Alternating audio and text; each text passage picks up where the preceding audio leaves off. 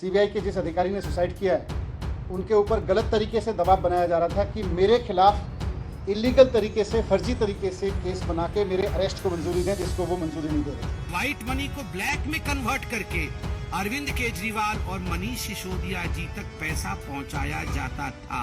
नमस्कार, आप देख रहे हैं सोशल न्यूज। मैं आपके साथ मोहम्मद अकरम। मैं आपको बताना चाहूंगा कि इस समय बीजेपी और आम आदमी पार्टी के बीच में चेस का गेम चल रहा है, जहां टारगेट राजा को नहीं किया जा रहा है बल्कि उसके वजीर को किया जा रहा है।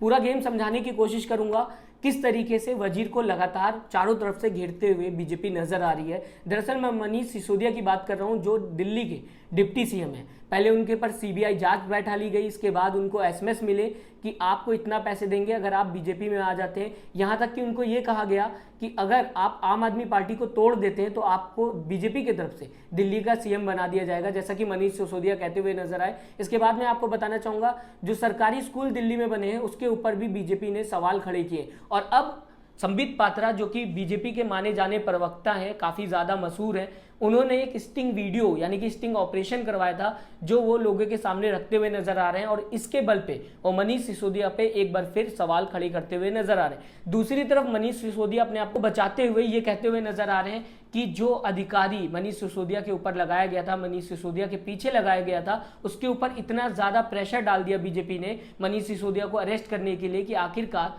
उसने आत्महत्या कर ली। एक प्रेस कॉन्फ्रेंस किया था, यानी कि मनीष सिसोदिया ने एक प्रेस कॉन्फ्रेंस किया था जिसमें कई ऐसी बात कही जो आपको सुनना चाहिए। लगातार आम आदमी पार्टी ही एक ऐसी पार्टी दिखाई दे रही है पूरे देश के अंदर जो बीजेपी से सवाल पूछते हुए नजर आ रही है। पहले केजरीवाल लगातार प्रधानमंत्री नरेंद्र मोदी पे निशाना साध रहे थे, अब मनीष सिसोदिया भी प्रधानमंत्री से कई ऐसे सवाल पूछते हुए नजर आ रहे हैं। मनीष सिसोदिया पे जो केस चल रहा था उसमें जो देखरेख कर रहे थे जितेंद्र कुमार, बताया जा रहा है मनीष सिसोदिया की तरफ से कि इनके ऊपर बीजेपी ने इतना ज्यादा प्रेशर बनाया था कि किसी भी तरीके से मनीष सिसोदिया को अरेस्ट करो, जिसकी वजह से उनके ऊपर इतना मेंटली प्रेशर आ गया कि आखिरकार उन्होंने सुसाइड कर लिया। इसको लेके मनीष सिसोदिया ने यह भी कहा कि वो काफी ज्यादा आहत है, काफी ज्यादा दुखी है, क्योंकि बीजेपी इस तरीके का काम करते हुए नजर आ रही है। सीबीआई के जिस अधिकारी ने सुसाइड किया है उनके ऊपर गलत तरीके से दबाव बनाया जा रहा था कि मेरे खिलाफ इलीगल तरीके से, फर्जी तरीके से केस बना के मेरे अरेस्ट को मंजूरी दें, जिसको वो मंजूरी नहीं दे रहे थे। उनके ऊपर इतना दबाव था कि वो मानसिक दबाव में आ गए और उन्होंने सुसाइड कर लिया। ये बहुत दुखद घटना है।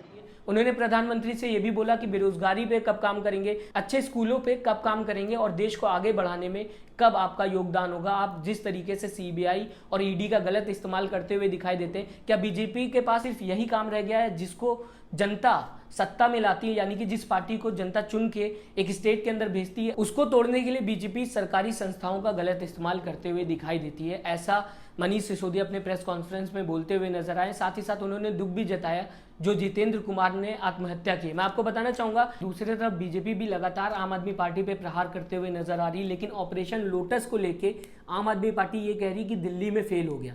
अब मैं आपको बताना चाहूंगा, बीजेपी के संबित पात्रा ने एक प्रेस कॉन्फ्रेंस जारी की जहां पे वो एक वीडियो दिखाते हुए सभी को नजर आ रहे हैं और वो उस वीडियो के आधार पे बोलते हुए नजर आ रहे हैं कि शायद जो 1+1 स्कीम चल रही थी दिल्ली के अंदर, जिसमें बताया जा रहा था एक शराब खरीदने पे दूसरी बोतल जो थी वो फ्री मिल रही थी, और इसमें सबसे बड़ा हाथ जो है वो दिल्ली सरकार का है, ऐसा संबित पात्रा बोलते हुए नजर आ रहे हैं। उन्होंने एक वीडियो जारी की है जिसमें बताया जा रहा है कि स्टिंग ऑपरेशन किया जा रहा था उस शख्स का जो इस साजिश में आरोपी था। दरअसल मैं आपको बताना चाहूंगा, आरोपी नंबर 13 के पिता के साथ स्टिंग ऑपरेशन किया जा रहा है, जहां पे उनसे कई सवाल पूछे जा रहे हैं और उनका जवाब देते हुए भी नजर आ रहे हैं। लेकिन जो पूछ रहे हैं वो कोई पुलिस वाले नहीं है, वो कोई अधिकारी नहीं है, वो सीबीआई की टीम से नहीं है, बल्कि वो आम आदमी है जो लगातार सवाल पूछते हुए नजर आ रहे हैं। और ये किसी संस्था के अंदर नहीं हो रहा है, किसी पुलिस स्टेशन के अंदर नहीं हो रहा, बल्कि एक कार के अंदर हो रहा है। और वीडियो भी क्लियर नहीं है। आप देख सकते हैं वीडियो में किस तरीके से उस इंसान का चेहरा जो है वो दिखाई नहीं दे रहा, और हल्का सा चेहरा दिखाई दिया, इसके बाद वो इंसान खुद आके मीडिया के अंदर बात भी करते हुए नहीं दिखाई दे रहा। क्या सच में इसको आधार मान के मनीष सिसोदिया के ऊपर जांच करनी सही है? फिलहाल मैं आपको बताना चाहूंगा कि आम आदमी पार्टी लगातार प्रधानमंत्री नरेंद्र मोदी के ऊपर सवाल पे सवाल खड़े करते हुए नजर आ रही, जहां पे केजरीवाल ने यह कहा था कि हमारे स्कूल देश में सबसे बेहतर स्कूल है, जहां पे बाहर के नेता भी आ रहे हैं और दिल्ली के सरकारी स्कूल देखने की बात कह रहे हैं। दूसरी तरफ उन्होंने कहा था कि पूरे देश में जहां पे बीजेपी की पार्टी है वहां पे सरकारी स्कूल की हालत इतनी ज्यादा खराब है कि शायद उसमें बच्चे पढ़े भी ना। मैं आपको बताना चाहूंगा, इसी को लेके केजरीवाल ने यह कहा था कि हमसे कुछ सीखिए और आगे अच्छे स्कूल बनाने की देश में कोशिश करिए, इससे देश आगे बढ़ेगा। हम सबको मिलकर काम करना चाहिए। मैं आपको ये भी बताना चाहूँगा, ज़्यादा टॉयलेट बनवाने की वजह से बीजेपी ने ये कहा था कि फर्जी के पैसे खर्च कर रही है, पैसे को लेके स्कूलों में घोटाला हो रहा है। दरअसल ये कहा जा रहा था कि ज़्यादा टॉयलेट क्यों बनवाए गए हैं, तो मनीष सिसोदिया ने जवाब ये दिया था कि अगर हम ज़्यादा टॉयलेट बनवा रहे हैं तो ये हमारी बच्चियों के लिए फ़ायदा है, हमारी बच्ची जो है वो अच्छे टॉयलेट यूज़ कर सकती है अगर स्कूल में आ रहे हैं। केजरीवाल ने भी प्रधानमंत्री नरेंद्र मोदी से कहा था कि अगर आपको कुछ सीखना है तो हमसे ये सीखिए कि बेहतर स्कूल देश में बनवा सकें। हम सबको मिल के आना चाहिए आगे, और हम सबको मिल के काम करना चाहिए ताकि देश का भविष्य अच्छा हो जाए। उन्होंने कई ऐसे राय दी थी मनीष सिसोदिया को लेके कि मनीष सिसोदिया को देश में शिक्षा मंत्री बना देना चाहिए ताकि देश की जो शिक्षा नीति है वो बेहतर हो सके। आज मैं देख रहा था खबर, और लगातार पहले पेज पे आप देख सकते हैं कि प्रधानमंत्री नरेंद्र मोदी की ये खबर छपी हुई है जहाँ पे बताया जा रहा है कि 14,500 स्कूल जो है वो नए बनाए जाएंगे। इसमें बताया ये भी जा रहा है, अगर मैं हेडिंग पढ़ के आपको बताऊं, 14,500 स्कूलों की बदलेगी सूरत, नवीनतम तकनीक और स्मार्ट क्लासरूम मिलेंगे। प्रधानमंत्री नरेंद्र मोदी की घोषणा, यानी कि मान लिया जाए कि प्रधानमंत्री नरेंद्र मोदी ने मनीष सिसोदिया की जो बात थी वो मान ली है। ये मान लिया जाए कि मनीष सिसोदिया जिस तरीके से कहते रहते थे कि सीबीआई और ईडी का गलत इस्तेमाल करना छोड़िए और बीजेपी को अपने भारत को आगे बढ़ाने में ध्यान देना चाहिए, जहां प्रधानमंत्री नरेंद्र मोदी को ये सोचना चाहिए कि भारत कैसे आगे बढ़ेगा, देश में अच्छी शिक्षा कैसे लाएं। आप सभी को पता होगा कि देश में किस तरीके से सरकारी स्कूल की हालत है, जहाँ पे ना चेयर होती है, ना आपको पानी की व्यवस्था होती, ना ही क्लासरूम सही होते हैं, प्लास्टर भी नहीं होता, छत भी नहीं होती, पंखे भी नहीं होते, क्लास में टीचर्स तक नहीं आते।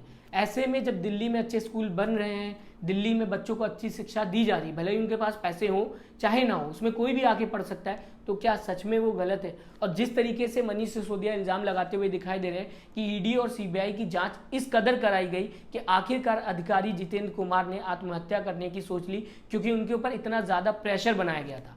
क्या वो सही है? या फिर मान ली जाए जो संबित पात्रा कहते हुए दिखाई दे रहे हैं, जो कि स्टिंग ऑपरेशन उन्होंने किया है, उसके हिसाब से मनीष सिसोदिया जो है वो करोड़ों का घोटाला कर रहे हैं शराब नीति के अंदर, दिल्ली के अंदर जो 1+1 स्कीम चलाई जा रही थी, वो सही है? फिलहाल आप हमें कमेंट करके जरूर बताइएगा आप किस खबर को सही समझते हैं। क्या सच में बीजेपी सही करते हुए नजर आ रही है, या जो इल्जाम आम आदमी पार्टी लगाते हुए नजर आ रही है वो सही है? अपना कमेंट जरूर दें, हमें बताएं आपकी राय क्या है। आपके कमेंट का मैं इंतजार करूंगा, और अभी तक अगर आपने सोशल न्यूज को सब्सक्राइब नहीं किया तो जरूर सब्सक्राइब करिएगा लेटेस्ट न्यूज के लिए। अपना ख्याल रखिएगा, नमस्कार। चैनल को लाइक, शेयर एंड सब्सक्राइब करें और बेल आइकन दबाना ना भूलें।